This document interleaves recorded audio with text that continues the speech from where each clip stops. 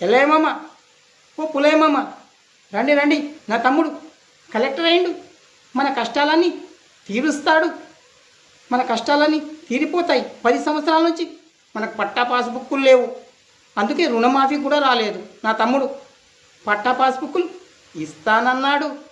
నేను వెళ్ళి ఆఫీస్లోకి వెళ్ళి పట్టా పాస్బుక్కులు నేను తీసుకొని వస్తాను. మీరు ఇక్కడే ఉండండి.